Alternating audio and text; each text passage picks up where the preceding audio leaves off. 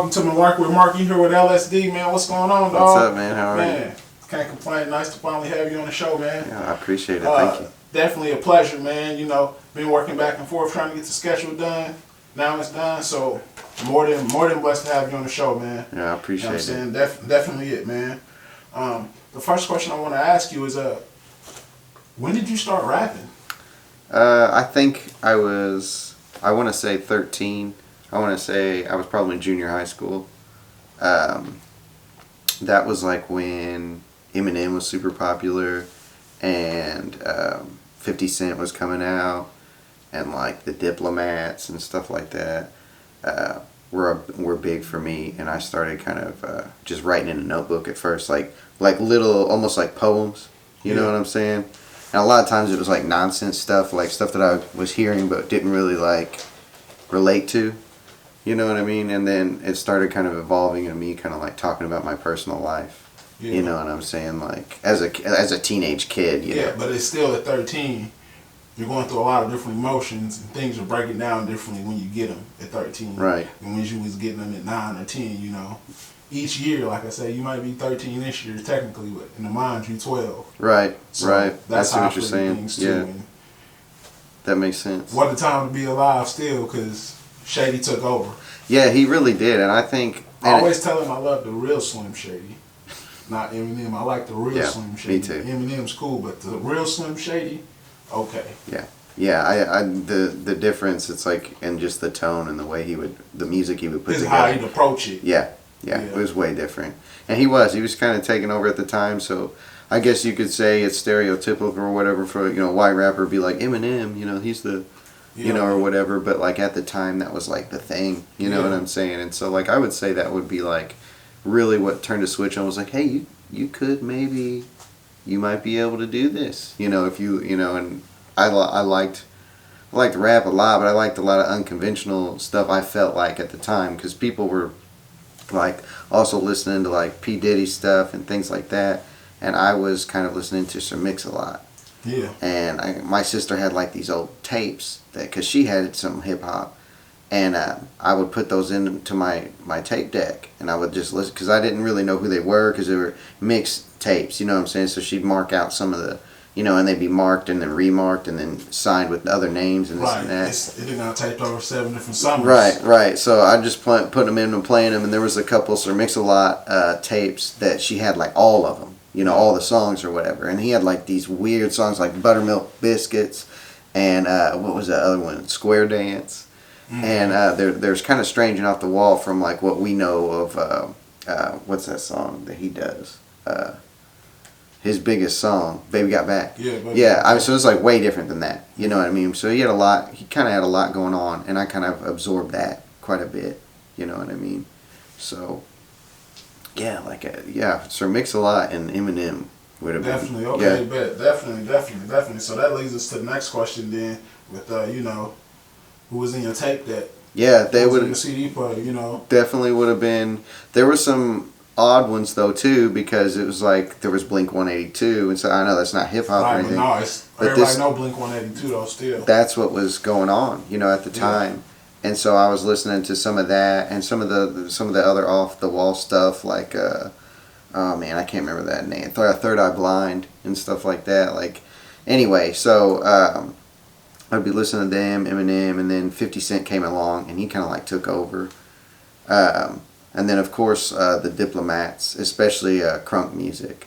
Yeah. That had me like hype as fuck whenever I was crunk a kid. Music took another turn. I was always like walking around, you know what I mean? They come out the bathroom and they're like, you know what I mean? They kind of did the Warriors. It was a whole set. Yeah. You know, they call it the vibe now, but it was a whole different thing there. You know, you heard that like, ooh. DJ really took a turn up there. We really don't listen to this in here like that. Let's turn up. Yeah. So that was good. I want to also go back to that question with the, you know, who's all on your tape that you already got. Man, it's so diverse.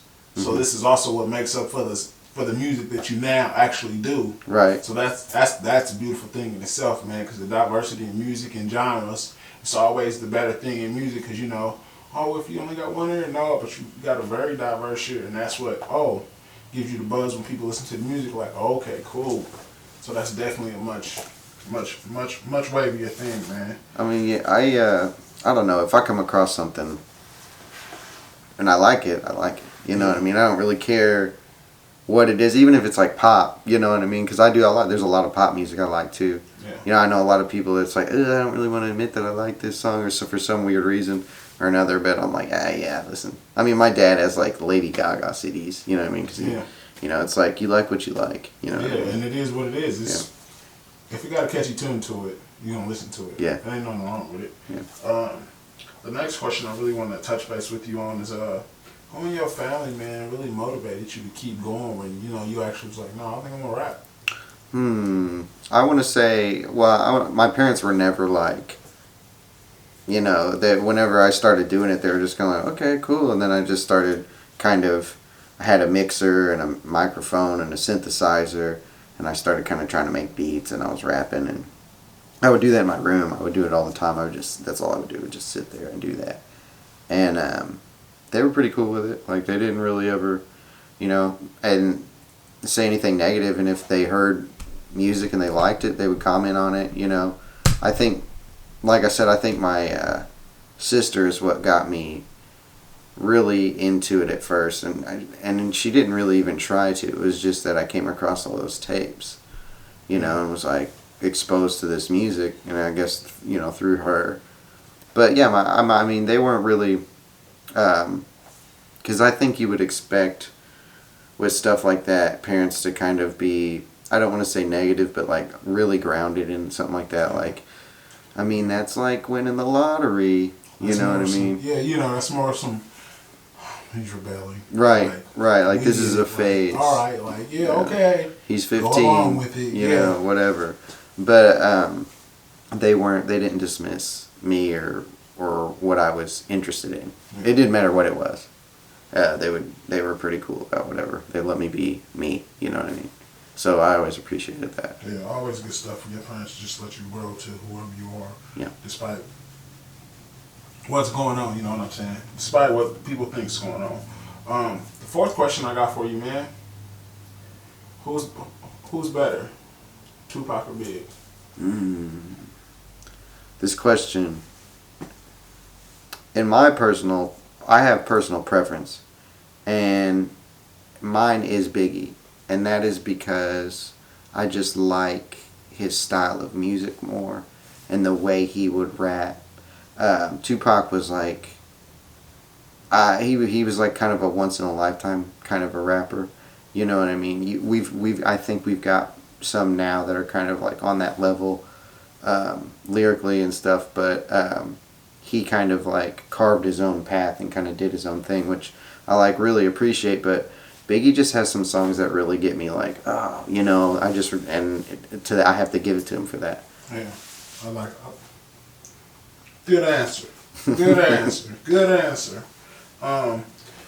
Let's get to the next thing, man. Let's get to the work you've been putting in, man. Okay. Let's get to the work. We've already got your, you know. Like I said, if y'all don't know, it's LSD. Y'all got to get in tune with that, man. Go look my boy up on Facebook. Go look him up on YouTube. Go get his stuff in there, man. You know, it's definitely stuff to look out and look for. Yeah, watch my videos. Yeah, watching my snaps. Speaking of videos, watching my snaps. How'd you come up with that one? You know what I mean? It's authentic in itself, but how'd you come up with that one? Well, I was just kind of like, it started off like really simple. I was listening to the beat the guy gave me, HHG, Hunter House Productions, and shout out. And I was kind of making a silly song. I was like, watching my snaps, you know, and that's kind of how it snowballed. And then he was like, you should actually make that song and like be as kind of selfish as, you know, you can, like keep doing what you're doing with it, you know. So I was like, wrote this like mindless, selfish verses, you know what I mean, like extremely selfish and just like, I don't want to say problematic, but like just as self-absorbed as I could be. And then whenever we decided to do the video, it was like, I kind of want to reflect that in society, you know what I mean? And it's like, so I started thinking about, and it's just like, while I'm thinking, I'm seeing things on Facebook and all this stuff starting to happen, like people are just starting to film more and more ridiculous things. And it occurred to me, and I'm sure everybody else, it's like, why didn't, and you see in the comments, it's like, why didn't they like help or step in or something, you know? And so that's kind of the, I guess, the darker underlining theme of the video is like, it was great, but it's completely ridiculous greatness. Right. It's like, right. I'm watching my snaps, but you're watching snaps, you also watching somebody drown. Like, right, like it's like you're a great person. Yeah, like it's the wrong move. You're so clout chasing. You know what I mean? And it's like off of something horrible. You know what I'm saying? It's just clouded off of what you got going on. So it's just like, all right, buddy. I was honestly worried about it because I was like, I don't know if people are going to get what I'm trying to say. Because I was like, that's what I was trying to express. It's like, you just watch this dude get hit by a car. He's dead, dying. The other guy driving doesn't care. You know what I mean, at all. He just keeps going. And then the people that run up, and it's funny because they run up like they're going to be like, oh my God. And then it's like everybody's just like, oh shit. Yeah. Yo, I'm going to put this on my Snapchat. You know, and it's like, yeah. And all right. People are like that though. Yeah, like, but that's just the way the world is turned right now, and it seems like. But, you know, the next thing I want to get on, man, this is one of the deeper little videos I think personally that I've seen that you have, man. Joshua. Yeah. Joshua was deep and dark at the same time. Yeah. But at the same time, I felt like, you know, people that's going through that. Yeah. Yeah. And it's just shout out to what's Brody's name in the video, man? I see. Oh, Big Church. All the time. Yeah, he's usually in most all the videos, Yeah, especially here lately. Yeah, Big Church, what's up, man? Every time I see him in the videos, I'll be like, "Here you go again." Man. Honestly, we couldn't do it if he wasn't in the videos. He put something in there, you know what I mean? Yeah, and plus, not only that, he has his own creative input that he kind of puts on things, and it's like, oh, we're putting that in there, or we're doing this. Creative cats is way better when everybody, you know, it ain't always one size fit all. You know, it's like but it's like we're on the same page though too. You know what I'm saying? That's always better too. You know, somebody ain't far. Like, no, I'm in the same book. You know, I'm just hold on. Like, check this chapter too. Yeah. So that's definitely it. But how was that dropping that visual on that, man? Well, man, that was a lengthy a process. I drew storyboards and stuff. Oh that. Wow, really? Yeah. Okay, yeah. Like I really got like, and I sat and thought, and there's like a bunch of stuff that I wanted to do that we didn't end up doing because well, it just didn't work for the video. It's like, I think that happens a lot though. Like, you'll have some concepts that work and some that don't, and then sometimes you'll change something a little bit to make it work better, and then it ends up like actually just kind of fitting in. Because we tried, like with Joshua, we tried to keep, like, I don't know if you noticed, but the colors and everything is like kind of all matches. You know what I mean? Everyone matches, everything matches, and it's like, and it's kind of like this revolving, and with the whole faces behind the comment and everything, it's like, you know, it's like you can see your own destruction and you continue to do it anyway. And that was kind of the point of it, was it's like, you know, it's like Joshua just continually comes in and out of the house, you know, over and over and over. And that was the thing, you know, one shot you see him just run and take off, and you're like, okay, cool. But then it'll bring it back to you like, oh, you've seen him fully take off, and it was just different shots of him taking off, and it was just, you know, different days of reality for him, and it was just like, well, damn, bruh. So that's definitely it though, man. Great visual. Appreciate that. Great visual, man. I always admire dope visuals, man. Like storytellers, bro. And, you know, if you can storytell in your rhymes, you can storytell through a visual. It's always highly appreciated. Next thing I want to get on to you, bro, that TAXMAS drip.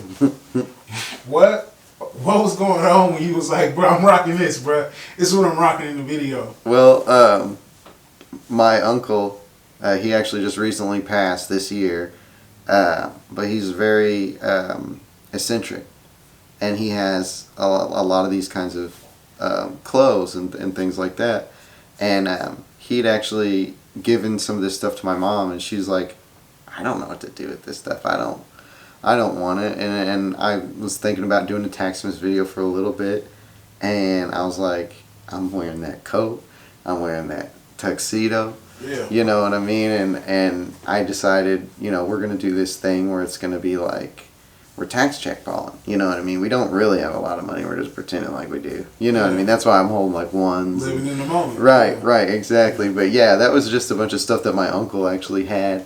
So I just started kind of trying to put outfits together, and I always go to like Party City and what's that place called over there on Heidelbach? Man, why can't I think? I'm trying to remember the name. What the Heidelberg? Oh man, not Hobby Lobby, not Party City. It's the Halloween store.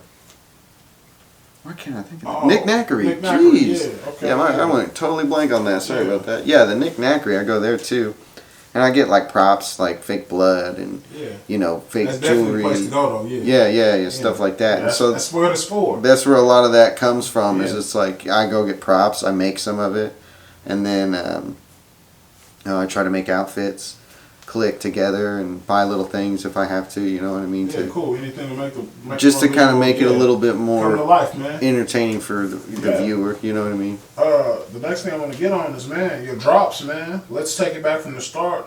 Methods of mass production. That one. So yeah, man. Walk us through that briefly.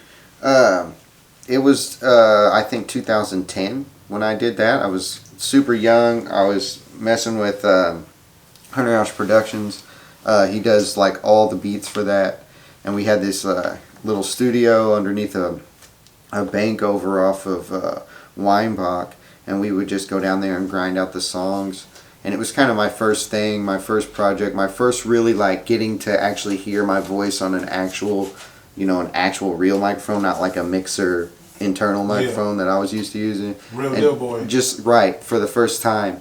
And so that was actually really fun to put that CD together. Yeah, it was a nice combination. So I'm pretty sure it was the first one. So I'm pretty sure it only got easier after that. Oh yeah, definitely. That was definitely the icebreaker for me. Like everything that I was nervous about, that I wasn't sure of, and you know what I mean. It just and then even the feedback, it's like positive, negative, whatever the case may be. It's like it starts to kind of like mold you into like, am I going to do another one? Is this going to scare me away? What's it going to be? Now let's get on to the next one then, man. You got the reset button. Reset button, man. That was because how'd that hit? Yeah. I hadn't rapped in a while.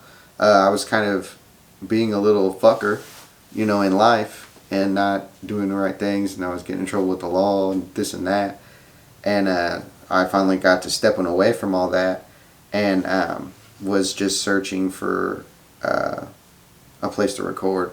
Right. And I stumbled on, it was actually Takeoff who put me on, I think, to Kilo, and then Kilo put me on to Manny and Todd, and was like, you can go see if they'll record you. And so Manny would have me come over to his spot at the time, and we'd record that in the living room. Mm-hmm. And I wrote all that like sober as a judge. Yeah. Right, so that's definitely a lot more. Yeah, more different. It was way different because, I was just kind of being very reflective, and that's why I called it the reset button, because it was like starting over. Yeah. For me, it was like, you know what I mean, like let's try again. It was definitely one of those more closer to the heart CDs than you would like, but it was the truth. Yeah, it's what it was. So, okay, that's definitely something to have to listen to. He just said that was him, that he did some soul searching on that one.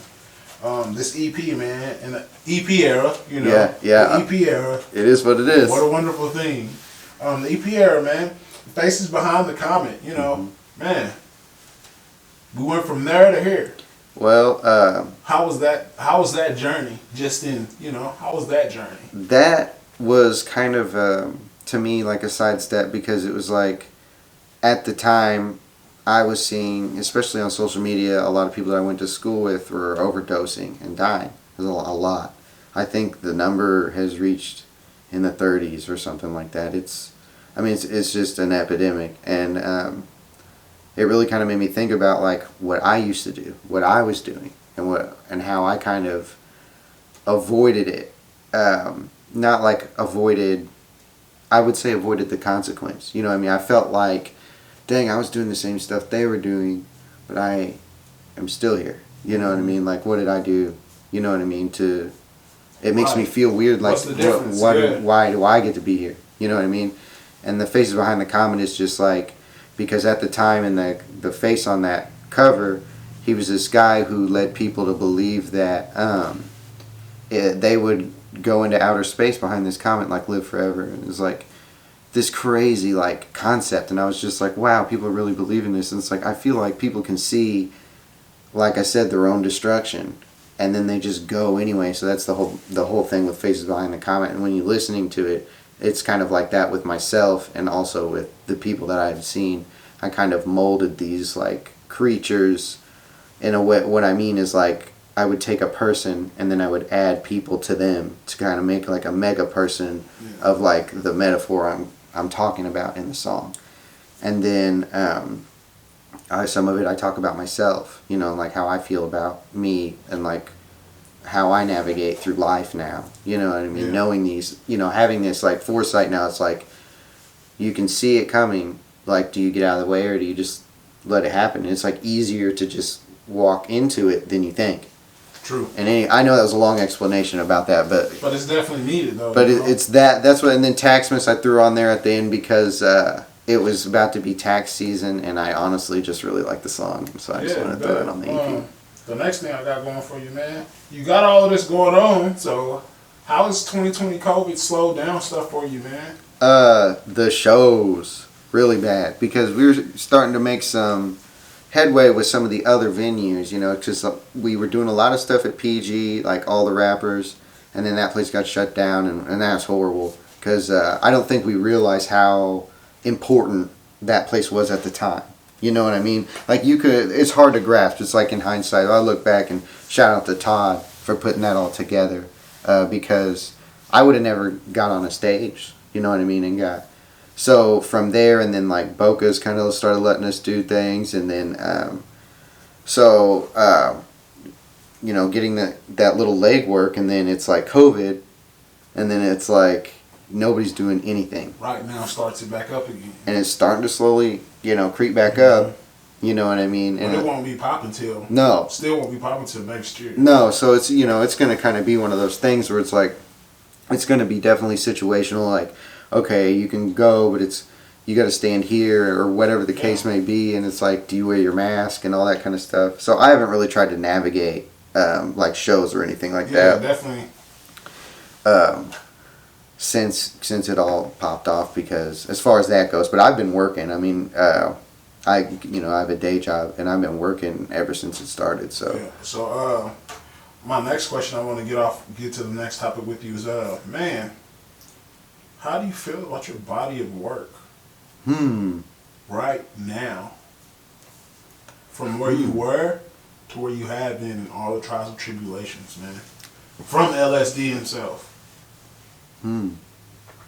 I'd have to say I actually feel really good about it because you know, when I look at the first things we did, the first CD, the first video, Mooch, me and one of my friends filmed it with like a camera that was like this. It was like one of these little digital cameras. Yeah. And we just got like a 30-day trial video editor, you know what I'm saying, and just knocked the video out like that, to like really kind of caring how everything's put together, just for our own person, like me and Manny and everybody else that gets involved in church, like how we kind of take it very seriously, and like we really put these pieces together and want to be proud of what we're doing. And it's like the videos that we've released, and like honestly, Faces Behind the Comment and the reset button, it's like I just see personally progression, and I'm really proud of it. I want to top everything we do. Like, it's like what can we do that's better than TAXMAS and Snaps and Joshua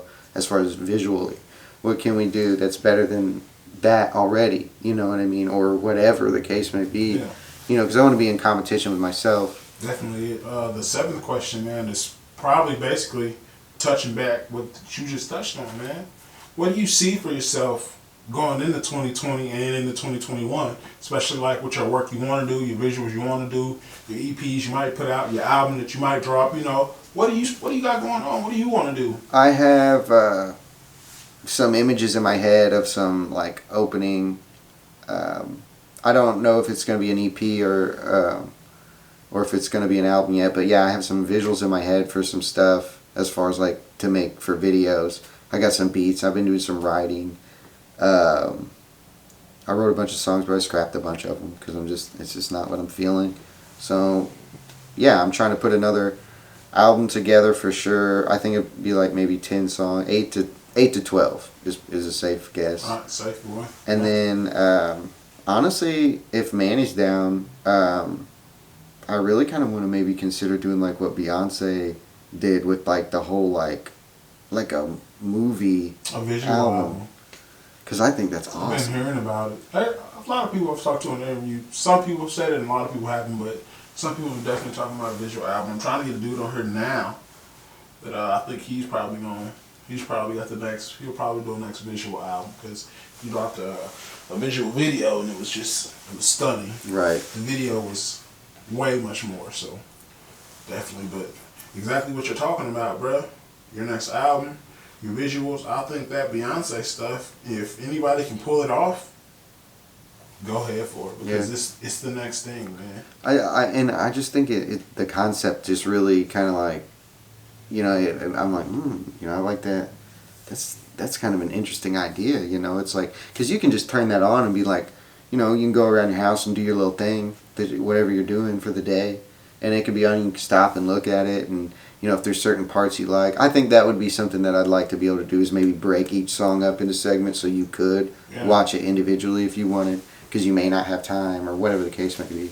But yeah, I really I'm entertaining that concept because I like to put visuals with the songs. Yeah, and you've done a great job with visuals, man. I appreciate that. You've done a great job with visuals. I want to talk more with your work with Sinumatic One Shot Visuals, man. How did that relationship and connection even start, bro? That just started with Manny recorded me in the living room, and then he had his camera out one day and he was filming me rap just for like promotional things because I hadn't been doing it in a while, and then he was like, "You want to do a video?"